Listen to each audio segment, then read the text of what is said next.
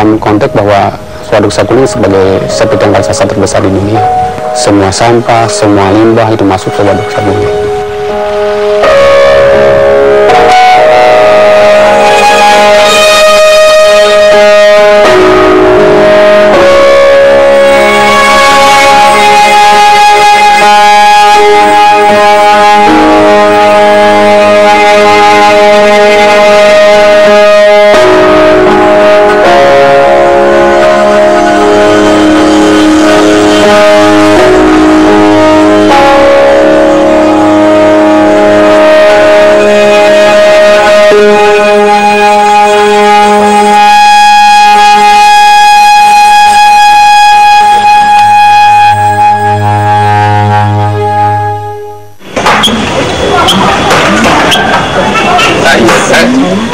Iya, itu Citarum lah Pak.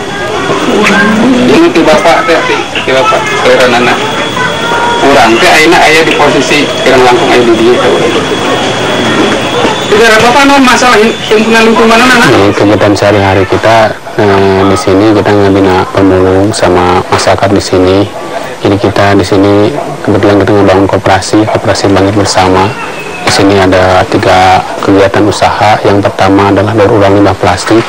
Jadi kita memberdayakan para pemulung di bantaran Waduk Saguling di Sungai Citarum, itu mulai dari desa Cepati sampai desa Cihampelas, di mana sampah-sampah yang berasal dari kota Bandung, kota Cimahi, Kabupaten Bandung itu masuk ke inletnya Saguling.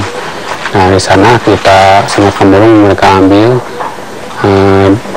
pakai perahu, mereka biasanya ngambilnya terus dibawa ke atas, nanti kita olah, kita bikin jadi bahan baku biji plastik. Itu perahu aliran gimana Pak? Citarum ini aliran Citarum ini. Oh iya, ini aliran Citarum. Jadi ini yang menunjukkan komunitas di sepadan dia di belakang kai-kai. Oh itu pembentukan masyarakat siapa yang ada melihat? Kelompok.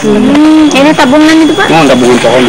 Nah, namun kapal itu di belakangnya sanes kaiki tapi ke bambu orang dia. Tuh, sampahnya ada dia.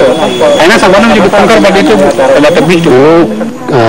Kita memandang Citarum itu adalah sebagai tempat kita beraktivitas sehari-hari, tempat main, tempat bekerja, tempat cari nafkah, bahkan mungkin mencari jodoh juga di Citarum kalau dulu.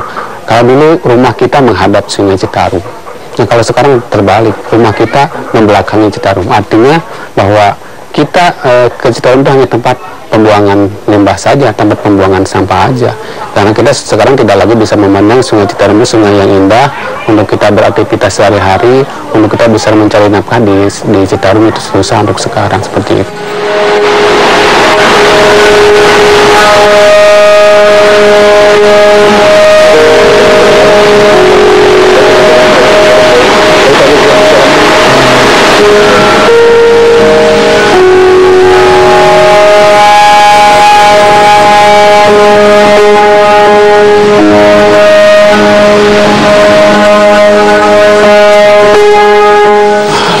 Pabrik yang berasal dari Kabupaten Bandung, Kota Bandung, Kabupaten Bandung Barat itu sangat luar biasa masuk ke Sungai Citarum, ke Waduk Saguling.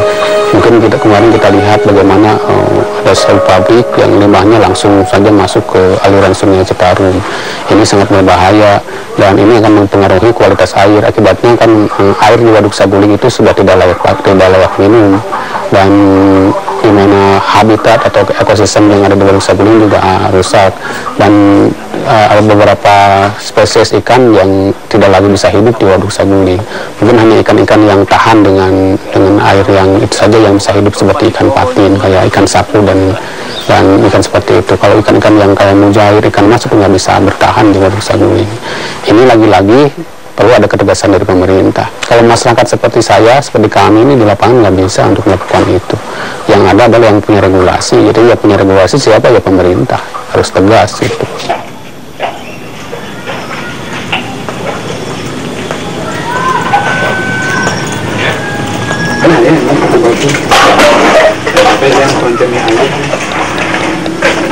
Kabur-kabur bro, itu sudah disimpan.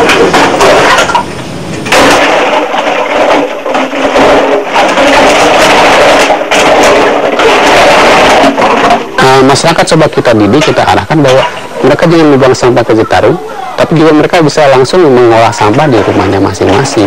Karena kalau menurut saya bahwa sampah yang ada di rumah tangga itu adalah aib rumah tangga dan harus diselesaikan di rumah tangga, jangan diselesaikan di lingkungan.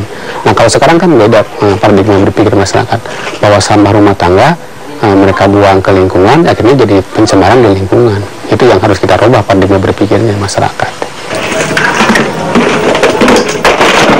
Di sini nanti di sana disetir lagi sesuai dengan warnanya, baru siap dirajang. Kalau menurut saya bahwa sampah itu harus punya 3 nilai. Pertama harus punya nilai lingkungan, bisa didaur ulang. Kedua harus punya nilai ekonomi, karena dengan nilai ekonomi masyarakat akan bergerak sendiri untuk mendaur ulang. Yang ketiga harus punya nilai sosial dan budaya. Kalau tidak punya nilai ini, susah untuk masyarakat untuk bergerak untuk mendaur ulang sendiri. Dan yang paling banyak di Waduk Saguling yang belum kita kelola adalah styrofoam. Ini sangat luar biasa, dan ini lagi-lagi adalah perlu ada ketegasan dari pemerintah tentang styrofoam. Artinya gitu aja. Cuma saya kepikiran bahwa kalau styrofoam ini kalau dipakai bensin ternyata bisa dicoba lem, lengket. Nah, juga berpikir bagaimana kalau ini kita cetak di bawah motor gitu. Jadi ini alatnya, ini cetakannya, dan di sini kita menggunakan rangkanya dari bambu aja. Nah, seperti ini.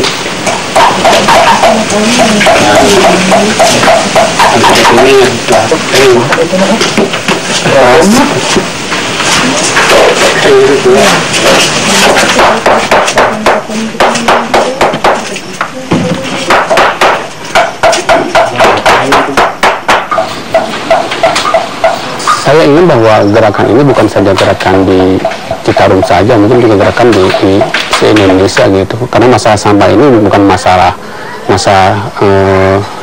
lokal atau regional, tapi masalah nasional gitu. Dan kalau kita lihat, saya ingin bahwa masalah ini juga menjadi gerakan massa di Jawa Barat, bahwa sampah itu bukan masalah kalau kita olah. Sampah itu bisa jadi berkah.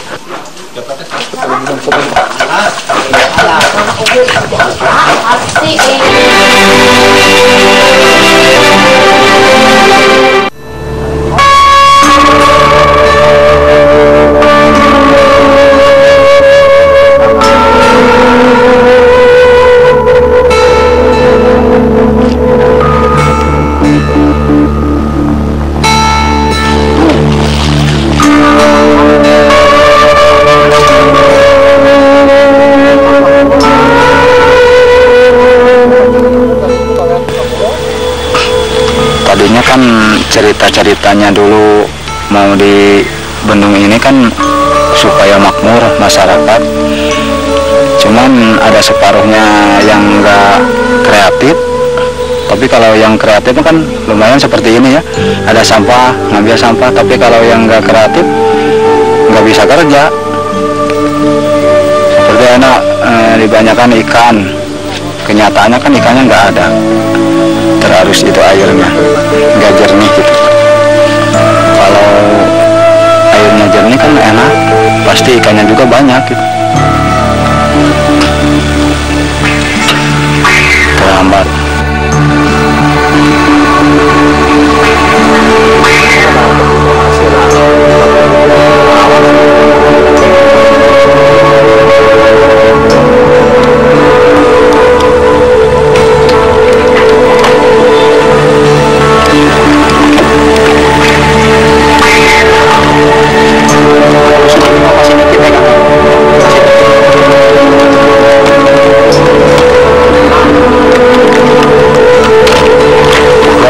Luasan itu kan hampir mencapai hektaran sampahnya, sama itu eceng gondok itu ada 3 RT yang cari sampah itu. 3 RT ini kan dari RT 2, RT 3, terus RT 8 yang ngambil sampah di sini gitu. Nggak kebayang atau mas, karena sampah yang diambil udah 400 sampah, tapi yang tersisa kan seperti yang gini. Kalau dulu kan saya sering ngambil itu sehari itu paling sedikit lah, sekitar 50 ribuan sehari. Itu sisa rokok, sisa ngopi gitulah, paling sedikitnya. Tapi kalau lagi musim banyak itu sampah, sekali kan ngambilnya itu kadang-kadang 3 kali pulang ngambil lagi, kadang-kadang mencapai 100 ribu, kadang-kadang lebih gitu, tergantung orangnya yang cepat ngambilnya gitu.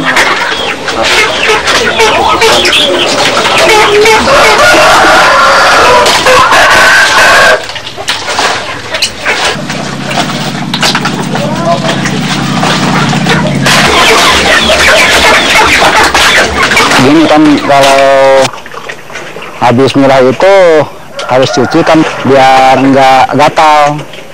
Kalau dari hasil milah itu nggak terlalu gatal gitu, cuman untuk menjaga aja lah. Nah, kalau ngambilnya di bawah kan kena airnya itu lama, berjam-jam gitu kan, pasti ada kuman-kuman itu nempel ke tangan. Kalau udah ada ke bawah ke gudang itu nggak terlalu banyak kumannya gitu.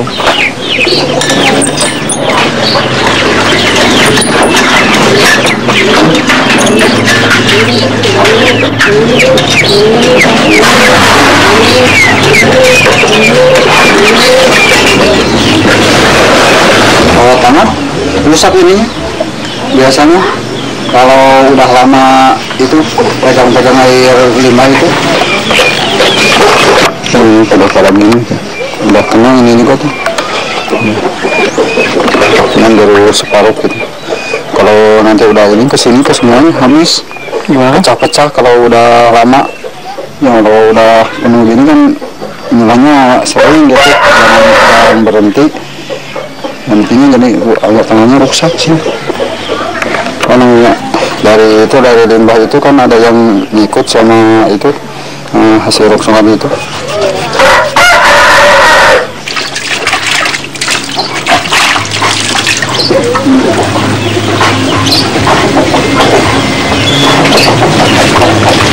Kalau saya kan dibilang seneng enggak, bilang enggak seneng enggak gitu.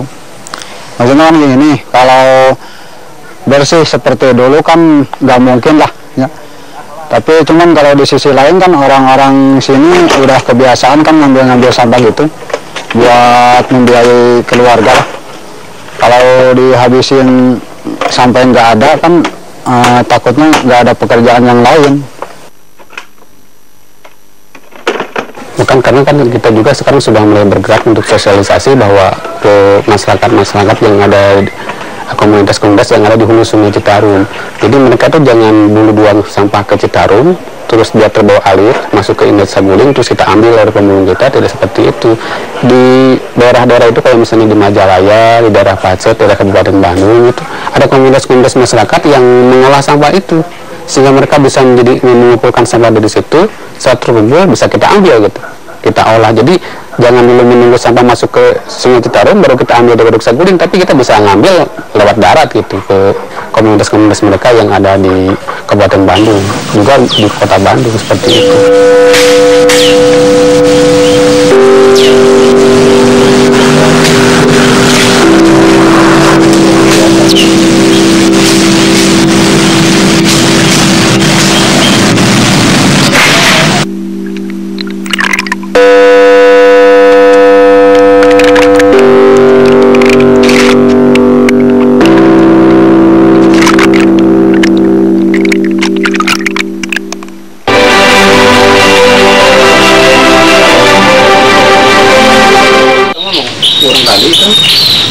Jadi agak buta deh.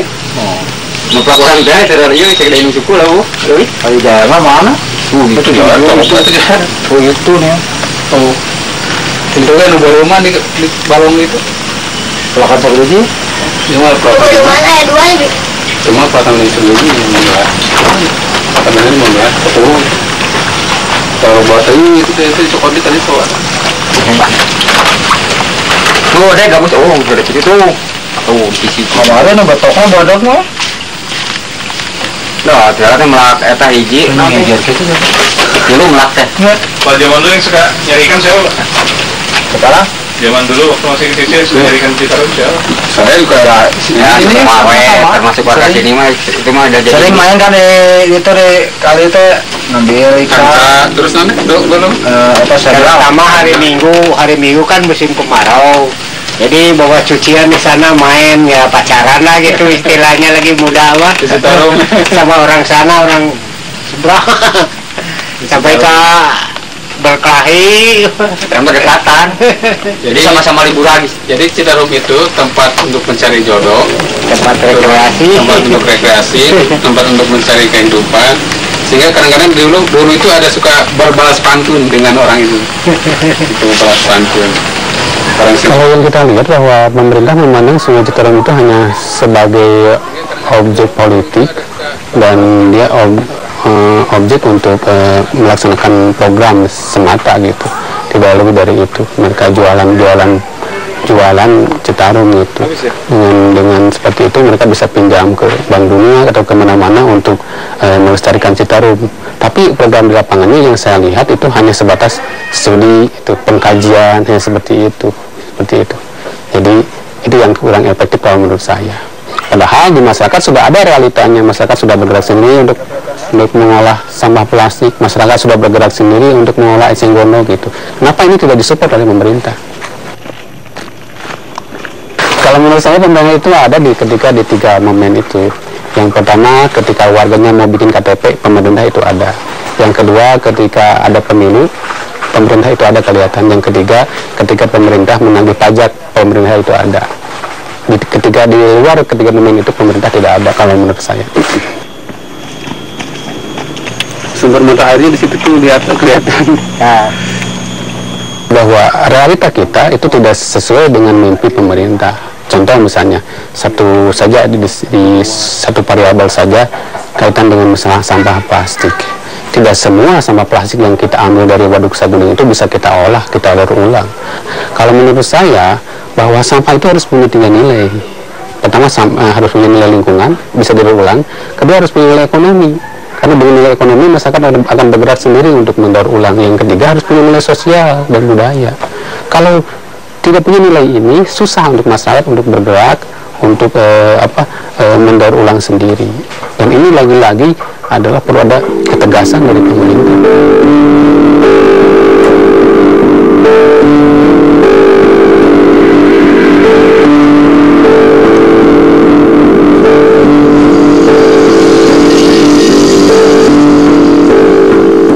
Seperti dulu kan gini, kalau Citarum kan dulunya disebut Citarum kan, kalau dulu enak sambil bisa dipakai main, berenang kan, cuci pakaian.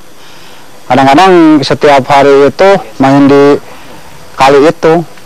Beda sama sekarang, karena kalau sekarang mah kalau nggak ada sampah nggak mungkin diam di Waduk Saguling itu. Buat apa gitulah, nggak ada keindahan lah, jauh sama dulu gitu. Iya, nggak ada indah-indahnya kalau sekarang mah. Ya kalau milih saya mendingan dulu dari awal datangnya sampah tapi kelihatan airnya masih jernih gitu, nggak hitam gitu. Paling hitamnya 1 tahun sekali kalau dulu. Kalau sekarang kan nggak terbatas.